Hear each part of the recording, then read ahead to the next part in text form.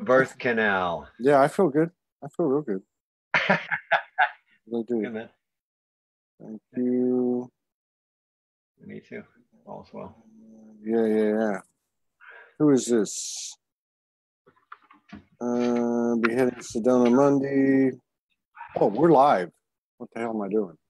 I'm over here. Yeah, we're live. Hang on, let's see. I'm hoping.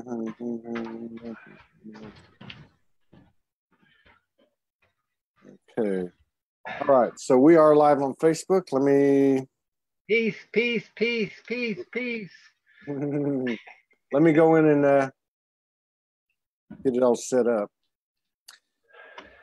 Oh man, big day. I see you. Let's see. Over here.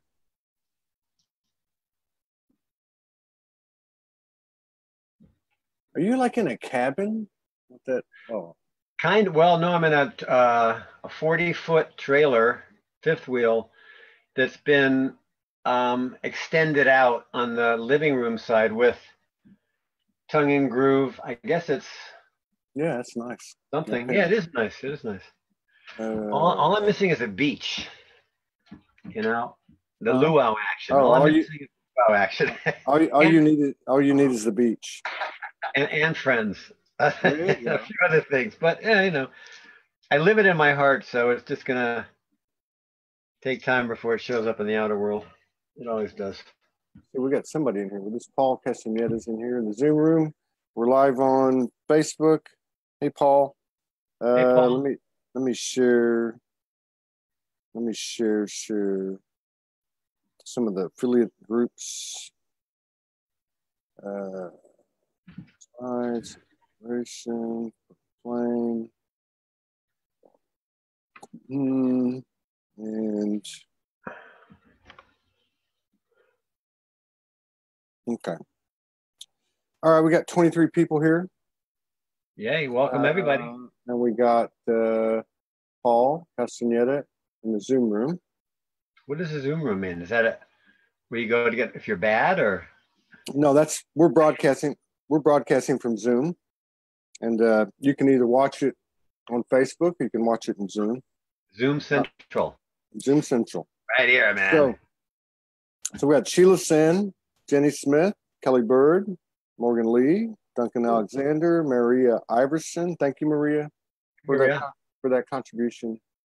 Thank you so much for the continued love and support. Shanine Banrion.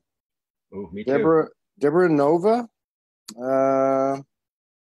Lynn True, Kendra Lane, Julie St. Laurent, and Deborah Nova says, "What's up, Jack?"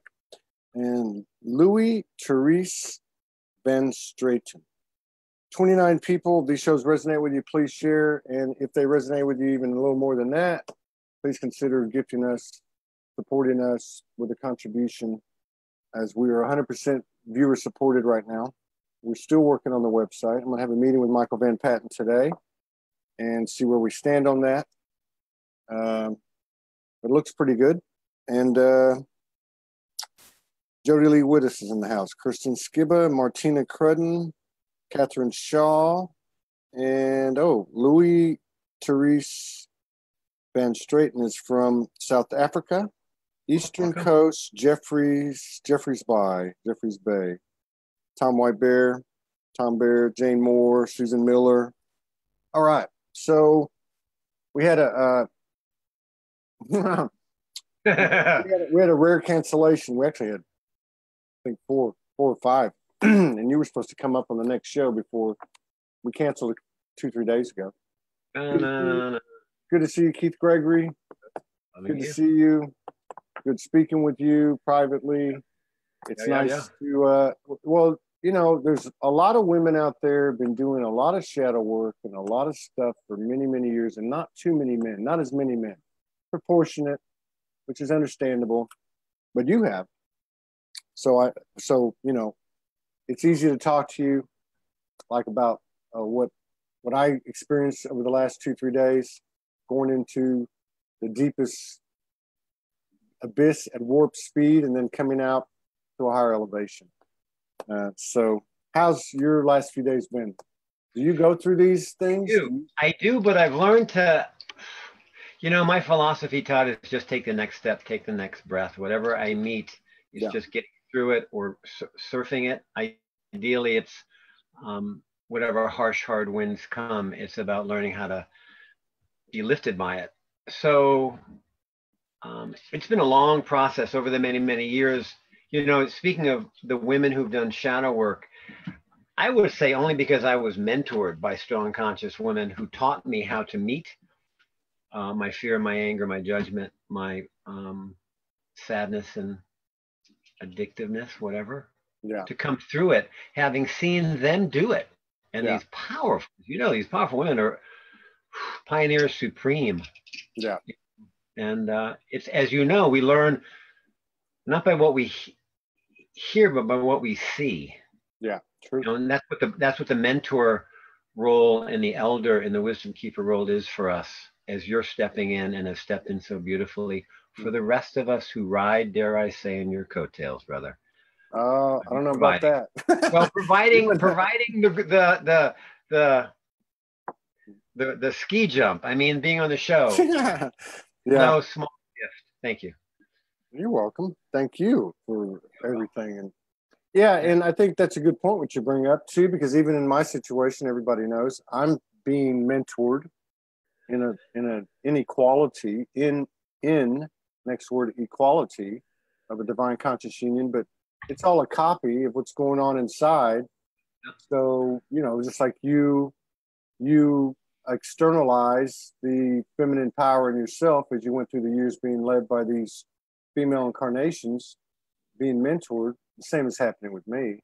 And I got to believe the same is happening collectively. But a good point was made on the last show with Allison, and I think you're saying the same thing. That feminine energy has to go first. Mm-hmm. That's just the way it is. It has to go first within ourselves, within our externalization, and that's an interesting dance. It really is. And it's also interesting too how this masculine energy is coming into fold. This what really to this point has been an unknown, an unknown aspect for all of us, because all we knew was this false masculine, this patriarchal thing, and it's being stripped off. If it hasn't been stripped off, being stripped off, which is giving rise to something that we're all getting used to. Yeah, it's true. It's true. And the thing about being a mentor and having been mentored is these women didn't suffer fools gladly and barely suffered me, and only because I didn't let go, only because I kept on coming back. Yeah. And that's whether it's male, female. And of course, when we speak of the male and the female, it's not just the equipment you're born with, the Yonis or the Johnsons. It's the archetype that we're all composed of in various degrees. And the feminine long been in suppression. I mean, man, I'm hetero to the core, and yet I'm really broad-minded, but I have never wanted to be a woman. If only based on what I've seen and what I know to be so expression. I'm a real fierce, I'm a dragon for the underdog. And I've gotten into actually separated at a bar a few times when I criticized the guy about how he was treating his girl, which is never a good thing to do in a bar, to talk about a guy's girl, but I just can't sit quiet when I see that kind of misuse and abuse of will. Have I, dare say, in past lives been in the farthest far end of misuse and abuse of will, to learn how not to do it and to have healed the places and the work that you and I do in any man or any woman who steps to a place not of prominence, but of relative clarity, is that we've had to have healed our own woundedness, our own shame, our blame, or shadow. Yeah. And women are that new, as we know, the feminine it is the wave of awakening consciousness on this planet. And it's not to swing to the far left that we're all going to be in our, feminine. And it's not to the negation of the masculine. I believe, Todd, at this time, the turning of the ages, it's to create sacred union. We're both synchronistically supporting each other. And there's a visual when you speak of the big Mo. I hope she's not offended by that. I know she's a little smaller than you, but the big Mo. Yeah. Heart. But Tantra for me, and I love this visual, I've never seen this before, Tantra, quote unquote, is when you have two divergent energies that are on an upward path, but as soon as they touch point, they go straight up. It's that ignition point of the opposites, complement, joining forces, kablooey. That's what union is, and I think that's hopefully what we're all. I can relate. And you know, I think you bring up another good point too, because we've had a certain landscape, and even though you had in this community, let's say 80-20 or 75-25 for the 6 years I've been active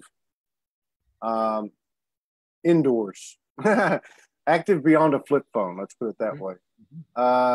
So you've had this split 80-20, 75-25 in what we call light worker circles, whatever. And but the loudest souls that were putting themselves out there were typically men. How do you mean? How do you say? Well, I mean, the ones doing videos, the ones, you know what I mean? The ones doing videos, myself included. But there was mostly, so that was disproportionate to who was participating. Now, there was a lot of women, which probably would bring the percentage back to what the community is, putting stuff out there. They just weren't putting it out loud. They were putting it out as the divine feminine would, quietly, in the background, not looking for notoriety, almost a little embarrassed. Not pimping their spiritual gifts. Yeah, a lot like a Morgan or a Amanda Lawrence. So I saw, and I see, and I'm not coming down on anybody, I'm just trying to make a point. We're moving out of this thing. A lot of people have been talking about no more guru, no more yogi, no more inferiority, superiority, teacher, student kind of thing. Right. And and I've seen that affecting everybody. And so this goes back to how deep the masculine wound has been, not just for the men, but for everybody. And I remember having a conversation with somebody who's held in very high esteem, and rightfully so, in the community, masculine, putting it out there. I'm having a walk with them. And up to that point, I saw the person a certain way, which doesn't mean, I guess there is a form of judgment or discernment. I don't know. And then I heard comments such as, all women are like this. You can't trust them. And a few other things that I won't repeat. And I was like, what the hell are you talking about? You know? And so what I'm trying to say is, I'm not picking on the individual. What I'm trying to say is, this is an archetype, right? That's an archetype. This falsely empowered masculine guru yogi who doesn't walk the talk because he's not aware that he doesn't walk the talk. And I think that's what we're all coming to terms with, to include, like Allison brought up on the last show, the feminine. Like, what do you do with this? You know what I mean? So it's interesting, but I really feel like we're making some powerful collective progress at this point, especially this year, and man, you know, over the last few weeks. 20 minutes, and it is that new, and we are that new about it. And, you know, again, I've shared this story 25 years ago. I was living in Sedona and was raised in the goddess circles. And I was in a number of circles with women, the only one or two men there. And these women were just pissed that there were no men. Where are the fucking men at? Excuse me. They're not in front, not behind, not above, not but by side, who've done their work. And that's one of the byproducts of being a pioneer, is you usually do it alone. Yeah. You usually do it out of a quest that is not blueprinted or road mapped, and yet that's what makes the champions of awakening, is those of us like yourself, Todd. You wouldn't have created Morgan unless you'd already done enough work to have created the environment inside where that woman was resonant and attracted. And it takes that kind of in the trenches healing, clearing, men or women, to prepare the nest, or rather prepare the altar to create love, whether it's a significant other or it's just the events of one's life. You have to go into the trenches to hold your pain, to bring light to it, to thereby create healing. Yeah. So, and you know, it's funny. I was on a men's interview last week on Facebook, and you want to know about the new masculine. And the thing about the new masculine is it's not the old masculine, in that you can't practice being new. New is that jump into something unknown or unseen that you've prepared for. And he asked me what the qualities of the new masculine were. And I said, it's the qualities of the heart that is of the feminine arena. It's loving kindness, it's receptivity, it's learning how to listen, it's learning how to wait instead of leaning in immediately with that masculine drive. Yeah, like a French kiss with the tongue protruding, or other parts of the anatomy that might penetrate. Right. Instead of allowing it, it's a great point. Instead of allowing it to do what you said, those two divergent, and boom, right? Because you can't do that if one of them comes in here and the old way. Intersects. As a tangent, back in the 60s and the new love and the hippies and da-da-da-da-da, and they were all breaking down barriers. Yeah, but still men treated the women in the communes like their fathers had treated their mothers. They hadn't been through a significant amount of life school to break down those patterns that are so innate, so DNA based, being men. And there's that thing about the void that my then priestess mentor, Nicole Christine, she said, Keith, you'll have to learn how to rest in the void. I said, what? She said, you'll have to learn to rest in the not knowing, in trusting the not knowing.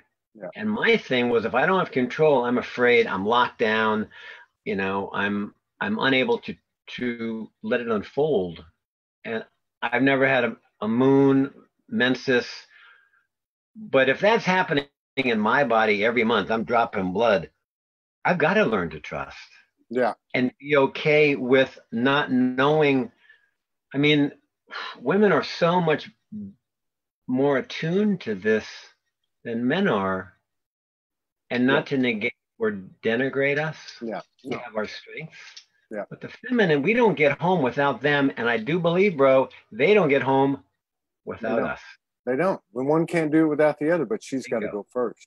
Yeah. One of the things that I noticed, that's a great point you made. And one of the things I've noticed though, recently, and I can't really recall how far it goes back, but not very long, is that, we have 1,000+ shows. And I can remember asking women more than once, would you like to come on? I know that day's coming, but I'm not ready yet.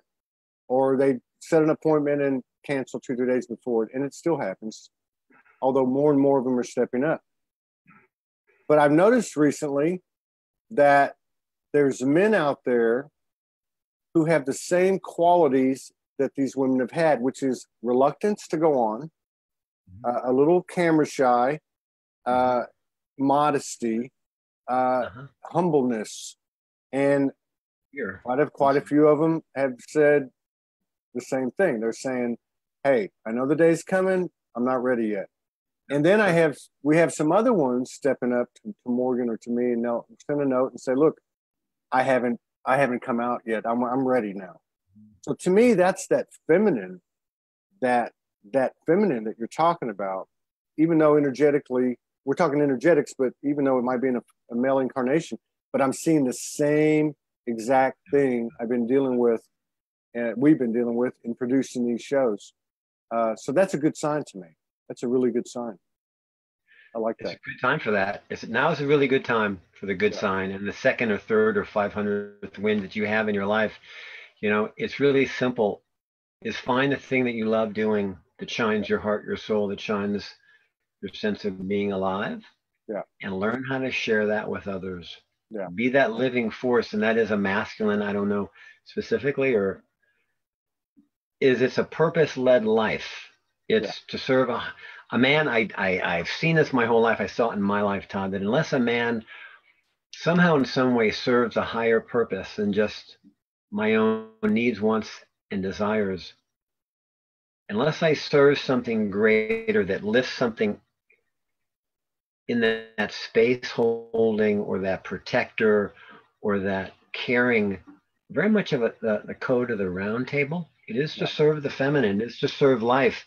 Unless that's in place And it's not about a super magnanimous guy who's doing great. It's just being serving the unit, serving the tribe, serving the whole. Unless that's in place in a man's life, despondency, depression, anger, addiction, it's the natural sludge that a man lives in unless he transforms his energy to serve something. And that for me is rare and far between, because most of us are still in, what do I do for me? How do I get my needs met? Because we haven't learned as men to hold our pain, our insecurity, our fear. And as soon as we do that, we no longer insist and demand that the women in our lives do it for us, which is not their job anyway. No. The world is not going to hold our balls or that's our job. That's what we're here to do as souls, to incarnate, to become more masterful, is simply to hold the places that never were held by anybody else. And when we do that, that's where sovereignty and personal power comes, because I become the go-to link in meeting my basic emotional, physical, mental, and spiritual needs.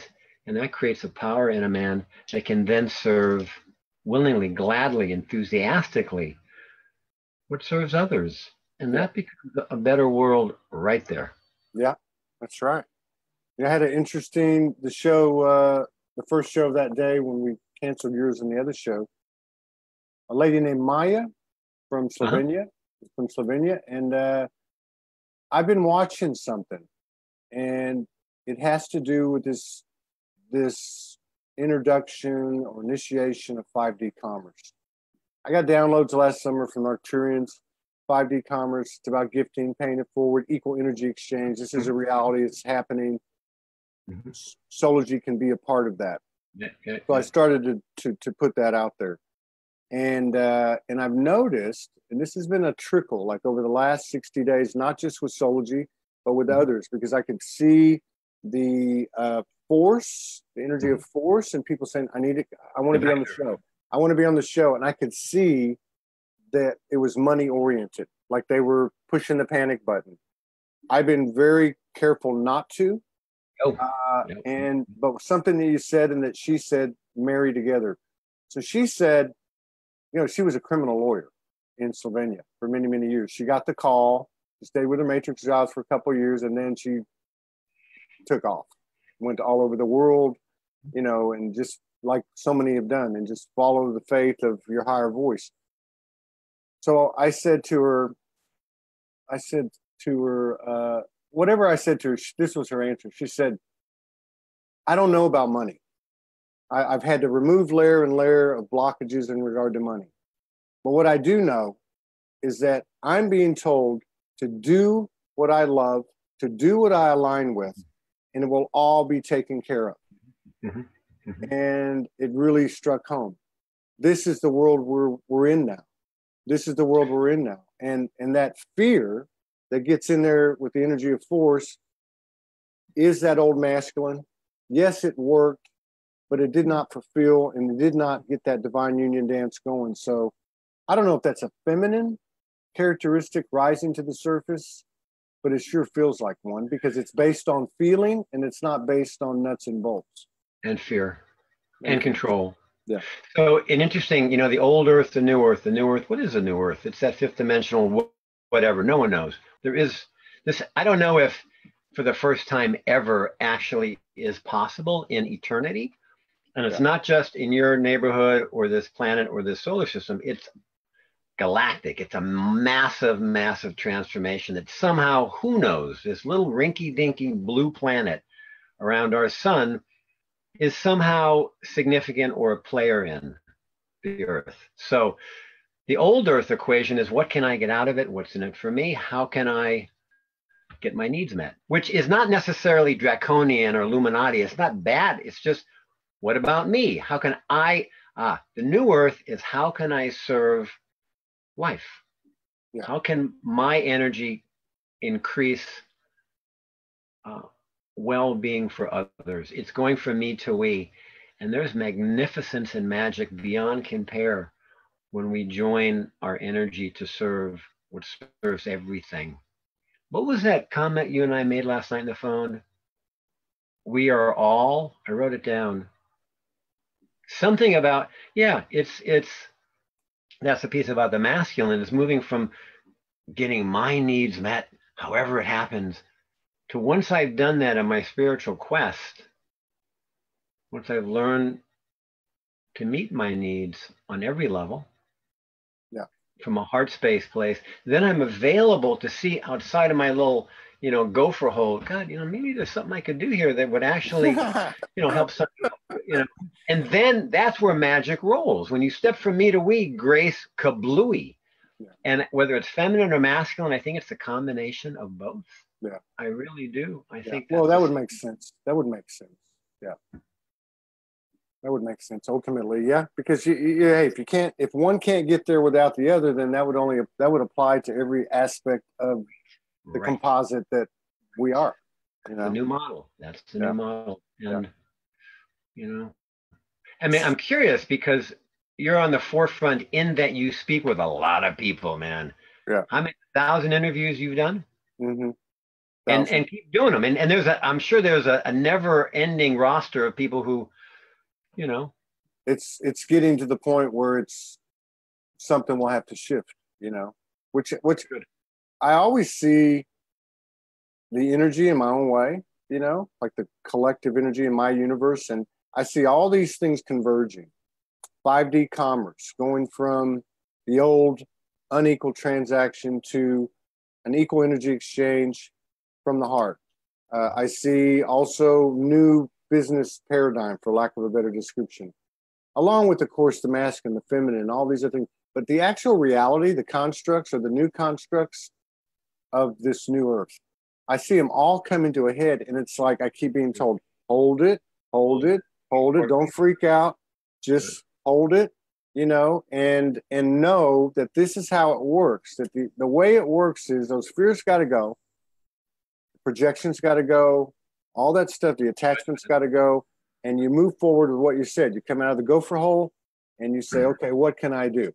And it's work and play, some kind of word in between. You know what I mean? It's service. It's to self and to the collective simultaneously.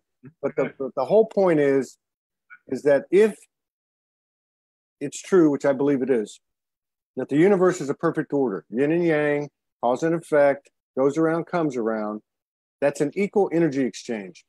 And so every component making up that whole is the same, be it a relationship of divine union, father, son, mother, daughter, whatever, or a business, for lack of a better word, an enterprise, whatever it is, it has to be intended from the heart as an equal energy exchange. I can gain nothing in advantage or disadvantage. It has to be an equal energy exchange, and it comes from the heart. It comes from us, not because somebody did it first for us. That's an imbalance. That's like an expectation or requirement or prerequisite. You do it and then I'll participate. No, it comes from us, just like everything comes from us. That's to me the way I'm receiving this, in my own world. Did I lose you? Well, indeed, we are all free agents. In the communication context, the third dimension, we're very linear, left brain, and there's a progressive. I hope to communicate in the fifth dimension, it's a holographic. All is interconnected. No more dominant one place than the other. God, it's hard to explain. How do you explain fifth dimensional consciousness? But it's that fractal where any point I hit immediately replicates or touches everything else simultaneously. Yeah. And when I think fifth dimensional commerce, and again, these words are really insufficient. It's a totality. It's a wholeness. It's serving life, not just closing the show or closing the deal or the product at the end of the negotiation. The journey is the reward, and vice versa. It's again something that I don't think there are obviously few individuals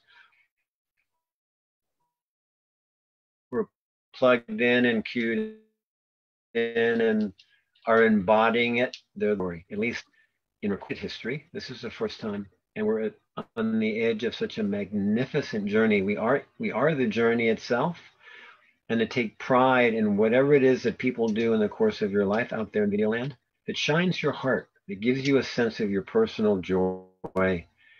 Stick with it. Yeah. Bone it. Own it. Don't let it go. Groom it like it's your next breath, because that, I believe, follow your bliss. All of that was old, not old. That's, Joseph Campbell, who himself got it from ancient sources. Follow the thing that opens your heart. Yeah. Because that will continue to open your life. Yeah. In positive ways. Absolutely. I love what you said too. It's not about the negotiation of the deal. Right. The art of the deal. The art of the deal. It's actually the negotiation. The negotiation is in the path. Every choice point. It's in the navigation. Yeah. And you call that flow or whatever you want to call it. I don't know, but what's really clear to me is that it's only one way. There is only one way. Yeah. And that way has to come from the individual. It has to come from the heart. Totally from the heart. Allison was talking about on the last show when the masculine, feminine, and divine union are coming together, and you're in that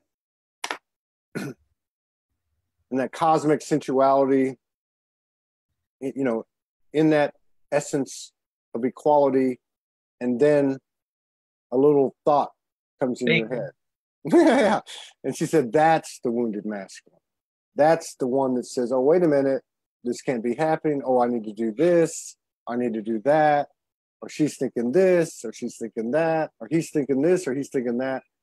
And that's no longer being supported. It's becoming more and more clear to us what that is within ourselves that's active. It does require honesty from all of us. You can't lie, you can't bullshit the universe. And I only see one way, and it's not comfortable. It's not comfortable to go from the heart, but it's doable, because what I mean by that is, as a human, as the patriarchal influences within us, it creates, oh my God, well, how am I going to do this? How am I going to pay the rent? How am I going to pay the car? How am I going to do this? And just go back to the heart. Do what you said, do what Joseph Campbell said. I know it sounds cliche, but follow your bliss. Follow your bliss. And try and follow the bliss in other people to serve what that is in them without getting too heady or self-editorial. The thing about love, and this is the thing, we've talked about paradox and how, man, it's a sticky wicket. In that for years and years, I called more love into my life.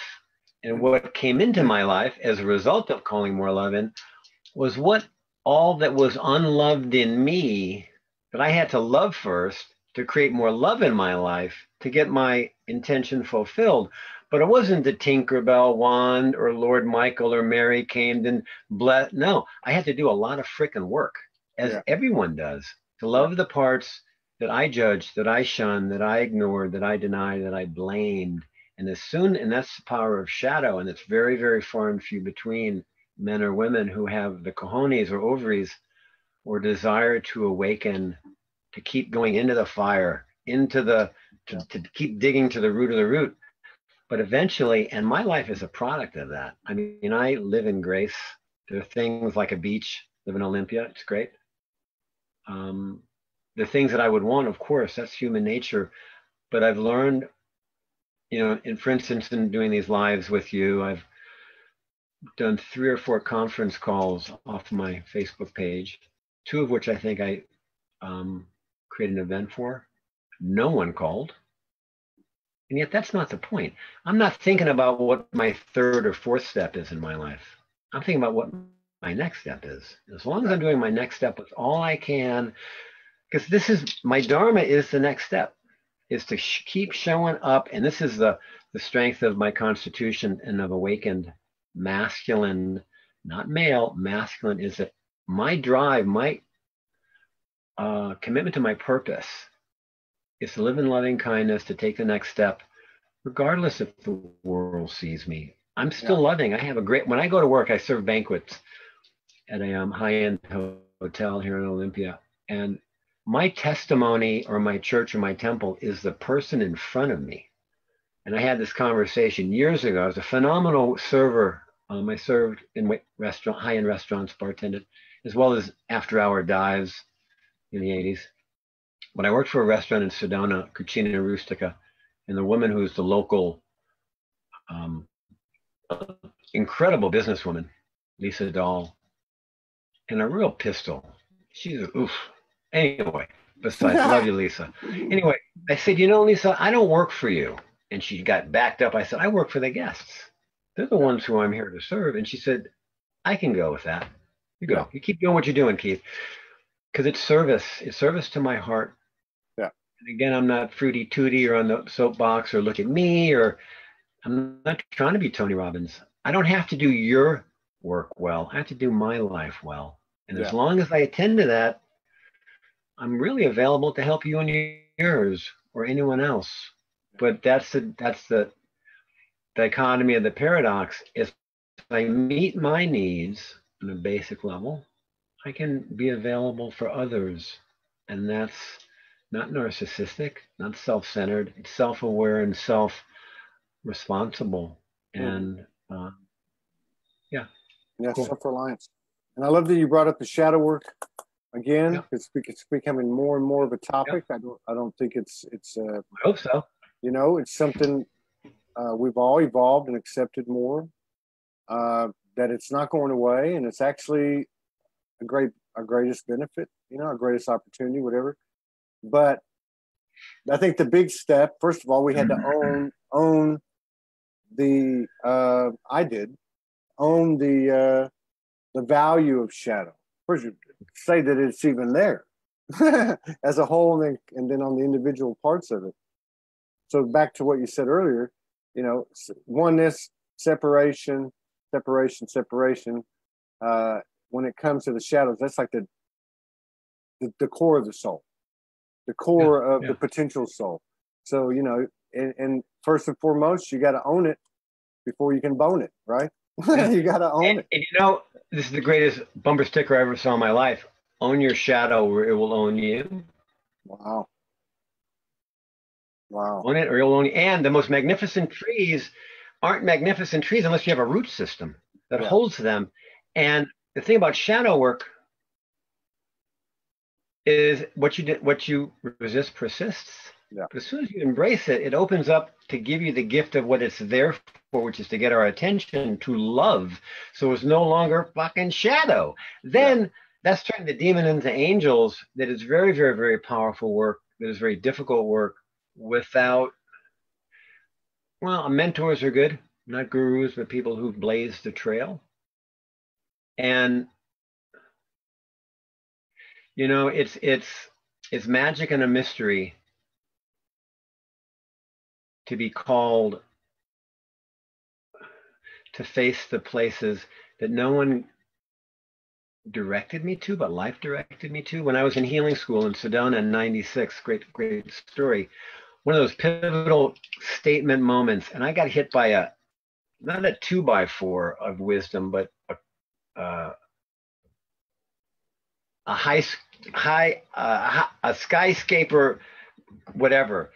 Anyway, the head woman teacher, she said, Keith, you're living your life from your wounded child. And I, you know, when you ask a dog a tough question and they go, what? And I knew she hit me right on the nut, and it was true.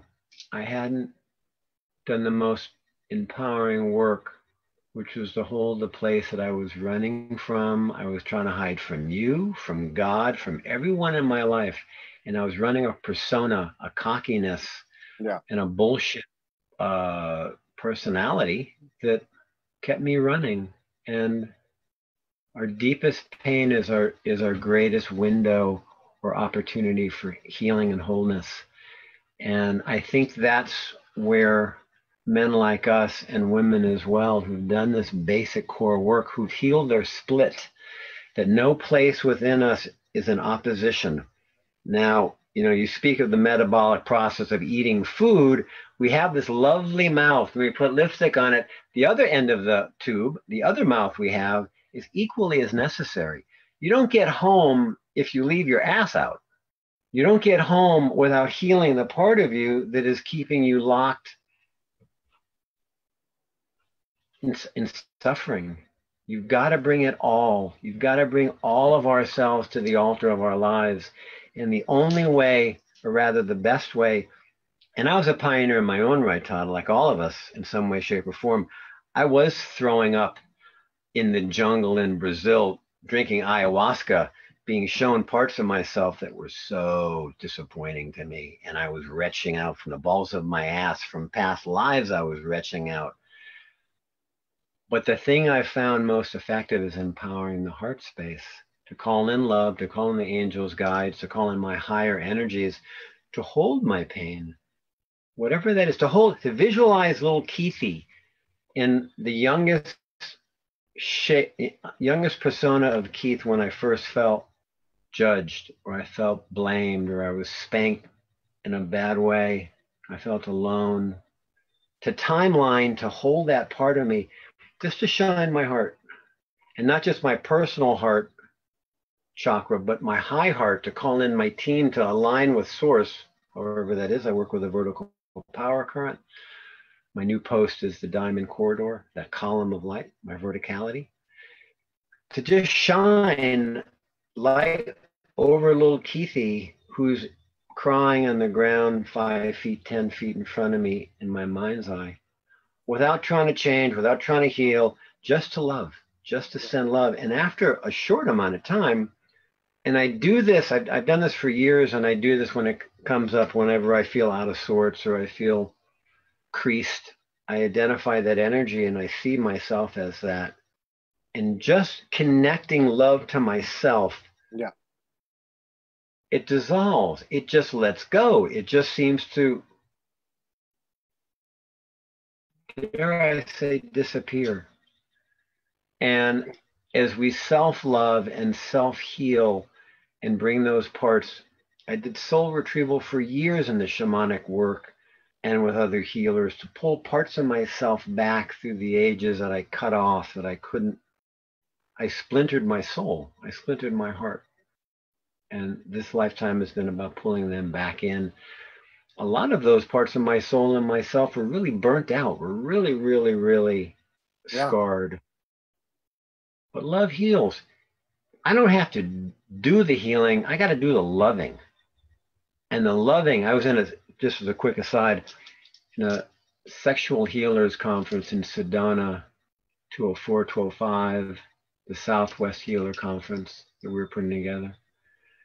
And I was speaking in the front. I said, women don't need their yonis healed. They need their hearts to feel safe. They need their hearts to be healed by the man. That will heal the yoni. I mean, there's sacred spot work. This is a deviation. But if we love will do the healing. Our heart space knows how to do whatever has to be done. But unless we're in our heart space, unless we're present, unless we're grounded and aligned, it's just more of the same. It's more mentalizations, or the male way. Fuck the male way. The male way has got to be now the heart way. Yeah. And I think that's true with women as well. Yeah. Absolutely. Yeah, bro. I had this, I see on the show different aspects of people, I bet. Yeah. So just go. You go. No. You go ahead. I'm a little reluctant to go there. I want you to, though, if you can. So the other day we're about to set up.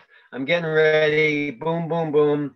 I'm really looking forward to our talk, and I get this text from you. I've got to cancel today, going into the abyss, and it's like, okay.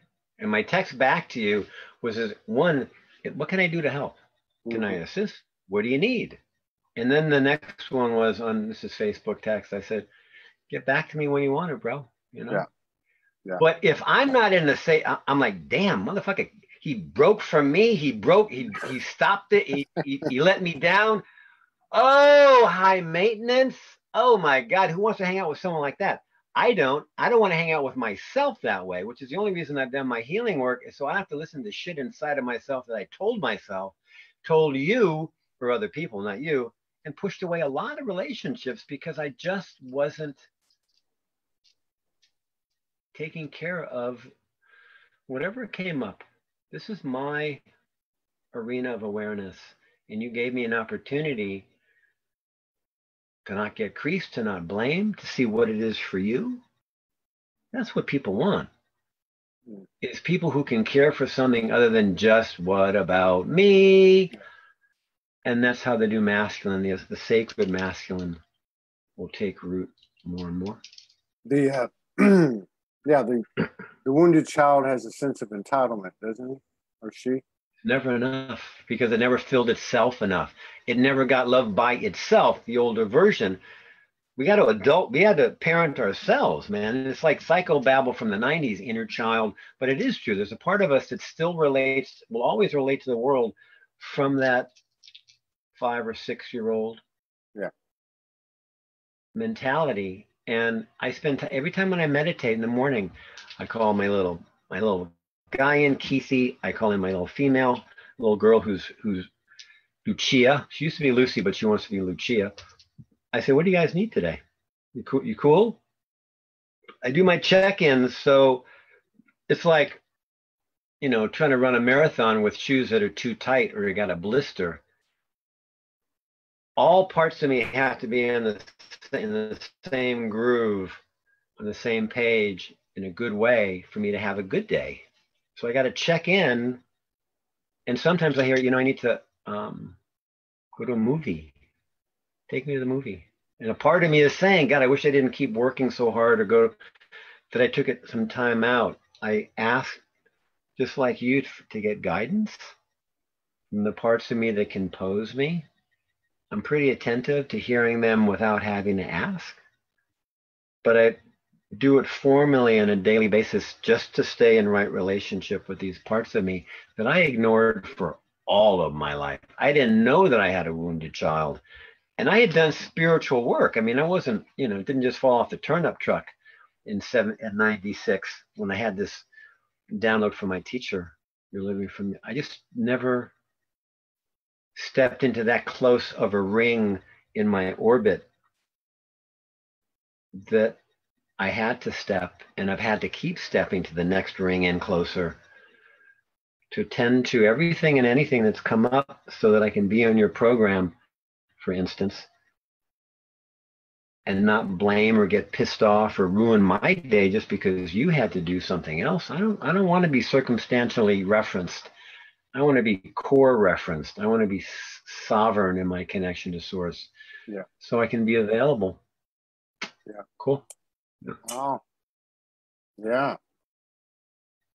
I forgot what I was going to say. And that was a good thing. You were going to break out some, you're going to come out. You brought something into light, but yeah. Well, and I was wondering though. That's what it was. You were actually answering the question, which was, what's your MO? How do you operate this thing? What's your operating system? You just said what it is. So yesterday, like I think I told you, I said on the previous show, I had this brutal to the human day, bewildering day. Almost It took me to the edge of sanity, which was really a shock, because like you said, you've done a lot of work. I've not been in the game as long as you, but I've done a lot of work, and so I'm like, why is this happening? Why am I? What did I do wrong? What did I miss? Yeah, what's going on here? Yeah, why the pain and suffering? But until she said, now I've gone through a whole process all day long, and then she said, now take that little boy who was coming out of me, just saying, please don't hurt me. Please don't hurt me. Get away from me. Please don't hurt me. In fact, I walked by my friend who was standing at the bus stop waiting for a ride, and she said, can I just give you a hug? I said, no, get away from me. Hell no. What do you want from me? That was earlier in the day. but until Morgan said, now now that you've got to this point consciously, you know, now grab the little boy, give him a hug, and tell him it's never going to happen again. And I'm like doing this, and I'm like, I don't even understand what I'm doing, but the resolution was there. You know, the clearing was there. So I was starting the day being shattered to pieces and ending the day with this child in my arms. And it was very strange because it was like having a conversation, sometimes higher self to human, or other experiences I've had where the human's doing something and the higher self is just standing there holding space. It was some type of weird energy like that. It was like I was the little boy, but I wasn't the little boy. But I was the higher self, but, you know, and it was just like, but bottom line is what you said earlier, which is you just love it. You love it, and the heart is the intelligence. So you may not even understand you directly how it works or the indirect effects of how it works, but the resolution of it can go through the projection of that. Doesn't mean you're going to miss shadow, because you're going to have to hit shadow in order to take that level of intentional love expression to a higher degree within yourself and other people, you know. But it was extraordinary. So I love that little exercise or method that you have of calling up both of them. That's very cool, very helpful. And you know, the thing is, I've learned, I didn't read this, but one of the barometers I've seen with awakened people or people who are free or whatever that is how much they don't blame themselves for being the way they are, for being who they are and how they are. They're responsible to their behavior. But when I stopped blaming myself for what I felt, oh, that's a bad feeling or that's a bad thought, I had a Mount Everest size inner critic. Mm-hmm. It made me wrong for feeling good. It made me wrong for everything. Mm-hmm. And I had to do a lot of deep work to dismantle. And this is something, I'm not in a relationship, but I've learned this in a relationship. I wish I'd known it before the relationships had taught me. The magic phrase of, what do you need, hon? What do you need there?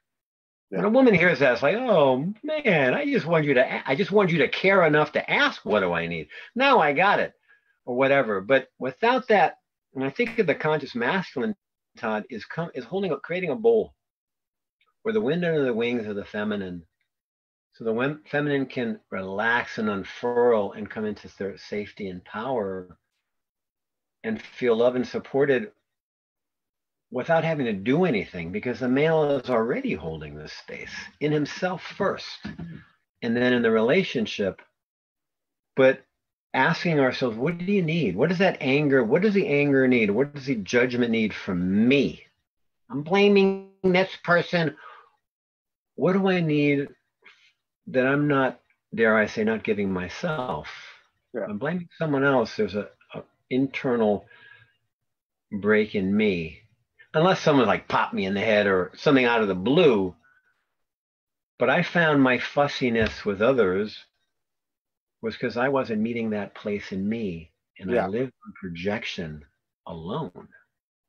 And that's, no one wants to be with that. That is the old masculine that I see in women as well. It's not so. Nobody gets out alive. no ego gets out alive. Right, exactly. That is the eye of the needle. You got to let something go to squeeze. You know, you don't get through it with holding on to the Santa bag of shit. It's not gonna go through that needle. You got to let go. You got to forgive, and you got to be at peace with that. And that takes learning how to do. Yeah. Jenny Smith always comes up with these good quotes on the shows. This one's by Meg Benedict. Jenny Smith provided it. It's, when ego starts to trust your soul, it will stop fighting and not be attracted to drama anymore. I like that. That's interesting. Yeah. Another way to say that is a variation is that when the personality needs what the soul wants, then there is a symbiotic, that's success. When my personal ego wants to serve my soul, hello, home run over the ballpark. Then we're on the same page. And my ego and this is true for so many of us, and I've haven't had enough conversations with people like us, but it's been, it's been a life school grind breaking down my ego's need to control, always based on fear, based on not being good enough, not feeling lovable. I felt like I had offended God so much that the only way I could earn God's love was to punish myself. Bad strategy, boy. Bad. I wish someone had told me that. I don't know if it would have made a difference. I don't know if it would have, short cycled the part of me that had to just, like in the Native American, hollowing out the gourd. After a while, that gourd is clean, man.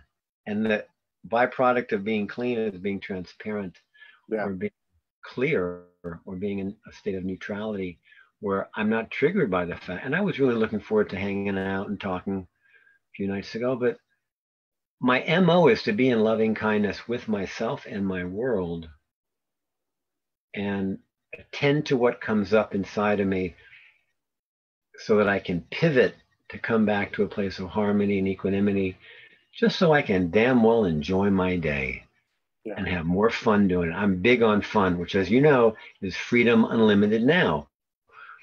Freedom is not having emotional Velcros. I'm not going to appreciate if you come over and burn my trailer. I don't think you will.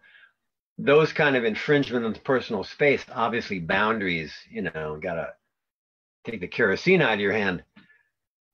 But as far as how people show up in the world, my primary opportunity and responsibility is to meet it in a clear way so I can still have more fun with my day and enjoy people in it. And it's taken a lifetime to get to this. So yay for us, and yay for people who are on the show. I don't know who you are, but do write me. I have a website, whatever. Let's talk about that. Let's talk about, for those who haven't caught you previously, what type of session work do you do online, and where do they find you, and anything else you want to say to that? God, you are a good interviewer. Sneaky, you brought it back around, man. You see, I didn't even know. AwakenYourSacred.com. It's awakening the sacred masculine. But, like so many things for so many of us practitioners, it evolves so quickly that whether it's male or female, or rather masculine or feminine, the sacred, as I've identified, are the qualities of an awakened heart: love, joy, compassion, gratitude, forgiveness, and faith. That those are the wellspring alpha and omegas. That when you tap into any one of those, love, joy, compassion, gratitude, forgiveness, and faith, the heart begins to open it up and empower, and begins to take on a consciousness of its own. So I'm a clairvoyant.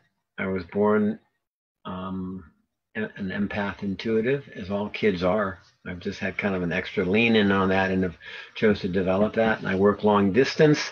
And this is something that is first and foremost in how I live my life and how I do my work. I only work when I get a yes from our higher selves. Yeah. Our higher selves have to be in agreement and open invitation. I never work without, because that's the reference. That's the that's where the truth comes from, is your higher self. I want to serve that. And when I connect to that with a client, whether it's in front of me or across the world, it creates a container of consciousness that it is through me, not from me, that holds a container in a living ceremony or sacred ceremony context. Very much like this, I create that container for someone in my own field of awareness. I call in my team, I call in your team before we work.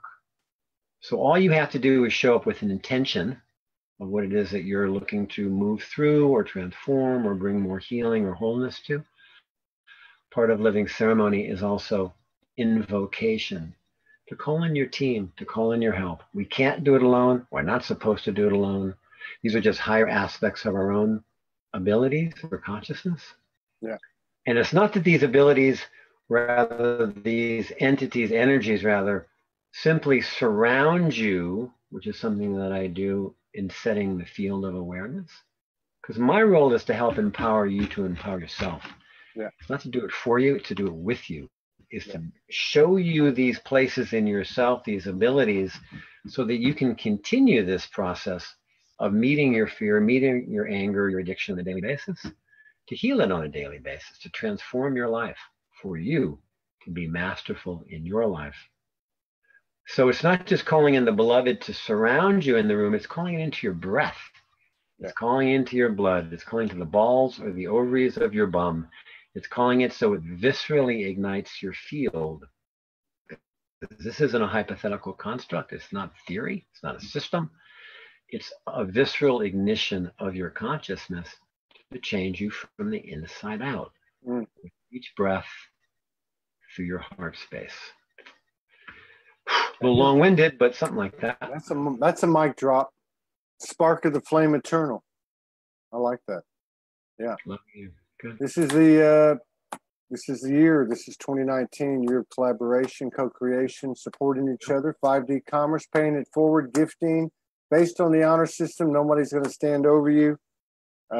It's equal energy exchange. So those of you on the live and on the replay who resonate, want to find out more, go to the website that Kieth is going to put in the comments after the show to make it easier and user-friendly. That's not an order. Just saying that would work. Thank you so much. Love you, bro. And see you guys probably tomorrow. I might come back later today, but I don't know. And I'll see you soon, Kieth. Okay, I love you, brother. Thank you, Toddy. All right. Love to you, bro. Bye-bye. Take care. Bye-bye.